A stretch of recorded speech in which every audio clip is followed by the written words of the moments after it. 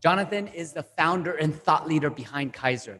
He has over 22 years of experience in commercial real estate, and he represents companies domestically and internationally across a whole broad range of industries. He's especially good. One of his super skills is identifying creative strategies that align with real estate. Video. Oh, there he is, Jonathan. What's up, Jonathan? I'm here, my man. I'm here. Welcome, welcome. Happy New Year, man. Happy New Year to you. I actually had a baby 3 weeks ago, so I'm not getting as much sleep at home as I normally am. All good, all good. We can see you just great right now, so it's all good. Good. Welcome, welcome. So, Jonathan, I was giving people an intro into a bit about your background, and while you're here, why don't you share, what are you out creating in the world? Sure. Well, for all of those, thank you for your patience. I thought this started at 2 o'clock, so I was hustling back from a lunch.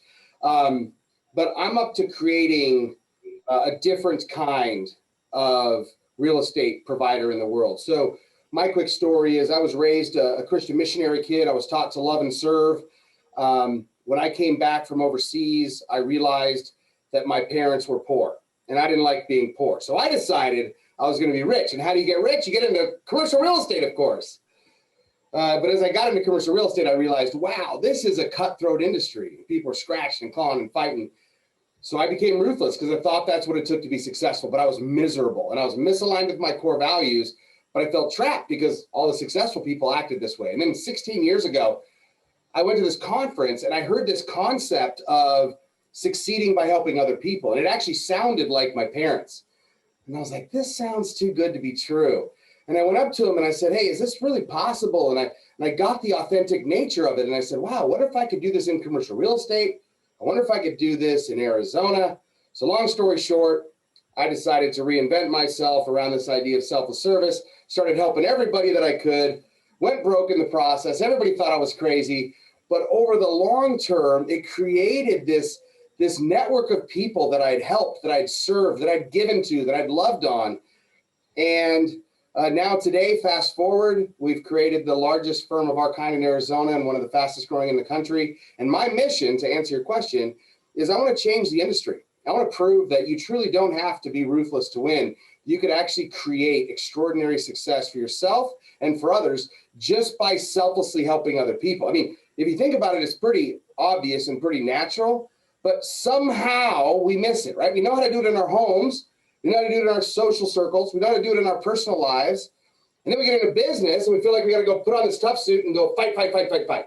So my whole mission is to show the world, look, if I could do it, if I, a former reformed, crazy, ruthless commercial real estate broker, could actually create success by loving and serving other people, so can you. And so part of the mission of our firm is to teach others how they can do the same thing for themselves, with the idea being that in the future, right, this will be the norm. And instead of me being broadcast as this kind of crazy disruptor like USA Today calls us, right, that we're actually the norm. And of course, that's how you succeed. You succeed by doing the right thing and by helping people. So I know it's a big mission because the real estate world is a big world, but it's motivating and exciting for us every time we get up in the morning. You know, that just resonates so much with me and what I'm teaching out with people, how to become enlightened millionaires, how to serve, how you can create abundance. You don't have to be a taker, be a giver. Yes. That's massive value to people's lives. And I want you guys to really hear what he just said. He just shared his incredible story. And I want to pinpoint a point, which is at the beginning. He said he decided he was going to be rich. His belief system, even when there was challenging or people saying he was crazy, he overcame that. So that's such a beautiful, beautiful story, Jonathan, that you're sharing. Thank you. And you know, what you just said, I want to lean into what you just said, if that's okay with you. Yes, of course. Go ahead. So there's something about commitment that creates, and most people think they're committed to things, but they're not. Most people even say they're committed to things, but they're not. Because committedness means being willing to do the things that it takes to get the things that you want. Obviously within legal guidelines, but even some people don't obey those and they end up, you know, with those implications. But there's something about the mind deciding and providing no other option. And truthfully, if I hadn't had that, if I hadn't have been willing to endure the pain of time after time helping, serving, giving, and not getting something directly in return, I would never be here. So for everybody listening, I would say this is about playing the long game, right? This isn't about instant gratification. This isn't like, well, hey, Jonathan, I tried your thing and, I helped 3 people and nothing came back, so I guess it doesn't work. No, this is playing the long game. And if you're really interested in long-term sustainable success, it's just rational. Invest in other people. Relationships matter, right? And the reason why we get so many referrals and the reason why so many people want to join us is because we've created a culture where we've helped so many people that they want to help us in return. What most people do is they go, I want people to help me, but they're not willing to do it first. They're like, hey, I will do it if that person does it. It's like, well, you got it backwards. Because if both people are saying, hey, man, as soon as you help me, I'll help you. It's like, no, you're missing it. How about pay it forward? How about give first? How about love and serve, expect nothing in return, and if you do it enough, you can't outgive the universe. I'm proof of that, and that's why I wrote the book.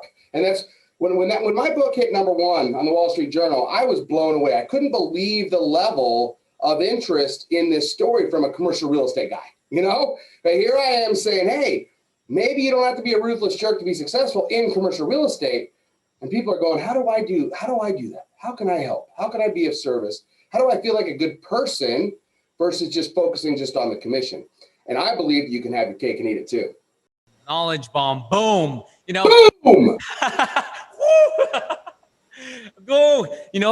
That commitment and, sharing that commitment, right? It's so powerful what you just shared, because when you committed, you're truly, truly committed. I believe anything's possible. And also to your point, like sometimes I think it's right, the culture of wanting instant gratification. Yep. People they can put in work, but they want it like overnight, right? Just because we can Google something right away doesn't mean that, like things to invest in the long term. Yep. Beautiful. So Exactly. I want to ask you, when I first started out in real estate, I was doing residential. I had this limiting belief like, oh, I don't have enough capital, or how do I get started? So I want you to share, because I just love so much your energy and vibration that you're sharing with people about real estate, because it's so true and dear to me, how one can leverage and grow abundance from that. What would you say to people who have this limiting belief like, oh, I don't have money for real estate, or that kind of thinking? Yeah, that could be a whole, full day session that you and I talked about, because my journey has been a journey of self-improvement, and I wouldn't be here without that. It takes someone who is willing to work on themselves to be able to live a life of service. So it sounds simple, it sounds easy, just help people. But the reality is you have to come from that true place of service. But the biggest thing that I think is limiting for everyone is their speech. And there's a thing called the reported world versus the created world. The reported world means I speak about things that have already happened, thinking I'm just saying like, oh, well, I got into traffic today on the freeway and, had a pretty good day at work and Bill really pissed me off. That's the reported world, right? And if you notice it within people's speech, it tends to be primarily negative. Right? It's a lot of like, oh my God, can you believe what's happening in the world today? And a lot of that. Well, what they don't realize is they're actually creating that into their future by speaking it into existence. And so I live in what I call the created world. And the created world means I only speak the things that I want to come true in my life out of my mouth, which means I have no complaints. I don't complain about anybody. I don't talk trash about anybody. I don't speak negatively into the world. Now, I'm not saying I'm perfect, but for the most part, I've trained myself so significantly to the point where I am used to making sure that the only thing that comes out of my mouth is what I want to see in my life and in the world. And so as a result, when I speak something, it becomes more true. So the more I speak like, give me an example. The more I speak, I am grateful, the more grateful I feel.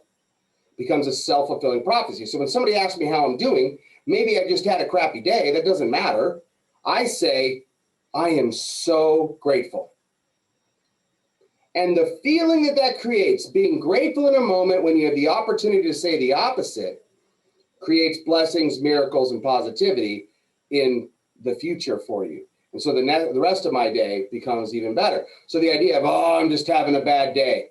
What people don't realize is the reason why when they say that they have the rest of their day be bad too is because they just created it into being. Your brain cannot tell the difference between in your speech about whether you're talking about the past or the present or the future. So it assumes that when you say I am something, that you're commanding your body to become that. So for me, I create who I am every morning, right? I have a list of my defined declarations of who I decide to be. Doesn't mean they're all true yet, but I say them as if they are. And the more that I focus on them, the more that I believe them, the more that I'm committed to them, the more they show up. But it involves controlling your speech. You can't control your thoughts because thoughts will just pop in from everywhere. But you can control what comes out of your mouth. And if you control what comes out of your mouth and only speak the things that you really want to show up in your life, like love, like gratitude, like success, so right, then that's what shows up. So for someone that is telling themselves, I don't have this, or I need this first, or I need to have this, or I can't succeed because of this, whether you believe you can or whether you believe you can't, you are right. So choose your words very, very carefully. Boom. Boom! Beautiful. Yeah.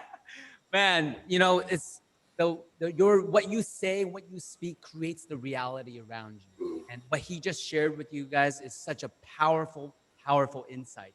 And I can't express enough gratitude for you sharing that message, because at times, like you said, there's the excuses or the giving away power or the victim mindset, right? So taking ownership of your life, you have the power within you to create whatever reality you want. So that is so aligned with the Enlightened Millionaire way that I'm sharing with people. And I really want to thank you for that. And I believe you also wanted to gift our audience like this amazing gift, right? Yes. How do you want to do that, my man? Yep. So my team can put into the chat the link if you want to do a free 20-minute analysis, right? Yeah. So for anybody that has a real estate need of any kind on the commercial side, or that just has a lease that they're currently in or a facility that they're curious what they should do with, we'll offer a free 20-minute review, no cost, share some of our team's expertise with yours. So if it's in the link, happy to do it. And again, it's our way of kind of paying it forward and being of service to this community. And I appreciate you having me on as well. Were we going to give away a free copy of my book as well, my man? Yes, we are. You're going to do a drum roll, and then we are going to pick a winner from our audience. Here we go. Oh, there we go. There we go. Here we go. Boom. Mommy Jaros, congratulations. You just won Jonathan's #1 Wall Street Journal best-selling book. You don't have to be ruthless to win, because you don't. No. So thank you so much. Thank you so much, Jonathan, for your time. We really are grateful for your presence and you sharing your knowledge bomb. Boom, I'm still feeling it. And thank you. Anything else you want to share with our viewers for 2021? Crush it this year. Do not accept the narrative. Do not accept the narrative that things have to be bad because you turn on the news. Turn off the damn news. Create your own future. Yes. Much gratitude, Jonathan. Have a beautiful, blessed day and flow on. Flow on, baby. Crush it. I love it.